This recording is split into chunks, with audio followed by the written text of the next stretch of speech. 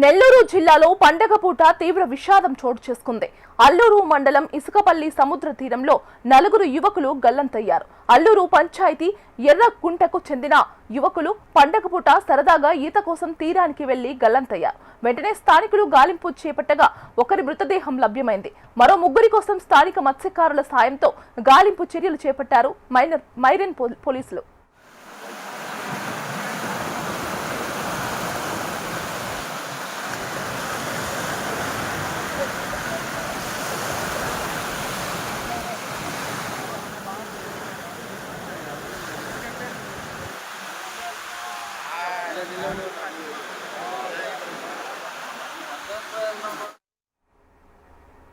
నెల్లూరు జిల్లాలో పండగ పూట తీవ్ర విషాదం చోటు చేసుకుంది.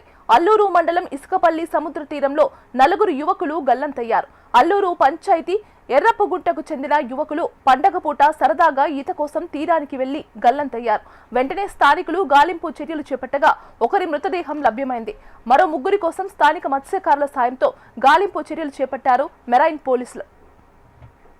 ఇదే అంశానికి సంబంధించి మరింత సమాచారం అందించడానికి మా కరెస్పాండెంట్ నరసింహులు ఫోన్లో సిద్ధంగా ఉన్నారు. నరసింహులు, ఇవాళ నెల్లూరు జిల్లా అల్లూరు సముద్ర తీరంలో తీరని విషాదం చోటు చేసుకుంది. ముఖ్యంగా అల్లూరు ఇసుకపల్లి బీచ్ వద్ద సరదాగా ఈతకెళ్లినటువంటి నలుగురు విద్యార్థులుగా భావిస్తున్నారు. ఆ విద్యార్థులు నలుగురు గల్లంతయ్యారు. వీళ్ళు అల్లూరు మండలంలోని గొల్లపల్లి ఆశ్రమ పాఠశాలకు చెందిన విద్యార్థులుగా ఒకవైపు అనుమానం వ్యక్తమవుతుంది.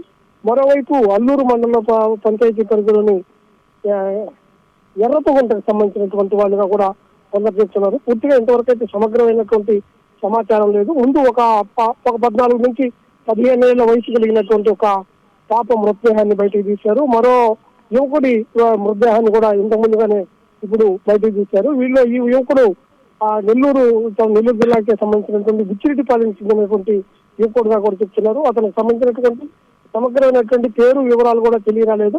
మరో ఇద్దరు లోపల గల్లంతైనట్టుగా కూడా చెప్తున్నారు. వాళ్ళ నలుగురు కోసం ఇటు మెరైన్ పోలీసులు అలాగే మత్స్యకారులు ప్రత్యేకమైనటువంటి బోట్లతో అక్కడ గాలిస్తూ ఉన్నారు. అల్లూరు ఇసుకపల్లి సముద్ర తీరంలో అక్కడ పోటు సహజంగానే పోటు ఎక్కువగా ఉంటుంది, చాలా లోతుగా కూడా ఉంటుంది సముద్రం. అందువల్ల వీళ్ళు తెలియక అక్కడికి వెళ్ళేసి సరదాగా ఈతకెళ్ళి అందులో ఆ సుడుల్లో తిక్కుని లోపలికి వెళ్ళిపోయినారనేటటువంటి స్థానికంగా ఉన్నటువంటి మత్స్యకారులు చెబుతున్నట్టు మాటలు. ప్రస్తుతం ఉన్నటువంటి అక్కడ ఇప్పటికే కావలి రూరల్ ఎస్ఐ పాపారావు గాని అలాగే అల్లూరు ఎస్ఐ శ్రీనివాసరెడ్డి అలాగే మెరైన్ ఈ మొత్తం కూడా వాళ్ళు మిగిలినటువంటి ఇద్దరు కోసం కూడా గాలింపు చర్యలు గడ్డెత్తగాళ్ల ద్వారా కూడా గాలింపు చర్యలు చేపట్టి వాళ్ళందరి కోసం కూడా. మరోవైపు అల్లూరు రెవెన్యూ అధికారులు అలాగే కావలి రెవెన్యూ డివిజన్కి సంబంధించినటువంటి సమాచారంతో అక్కడ ఎమ్మెల్యే కావ్య కృష్ణారెడ్డి ఆదేశాలతో కొందరు ఆ ప్రాంతంలో ఉన్నటువంటి వాళ్ళు పూర్తి వివరాలు కూడా తెలుసుకునేటటువంటి ఒక ప్రయత్నం చేస్తున్నారు. ఇప్పటికే అయితే ఆ తీరం మొత్తం కూడా ఒక విషాదం అయితే నెలకొన్నటువంటి పరిస్థితి ఉంది. గీత రైట్ నరసింహులు, థ్యాంక్ యూ.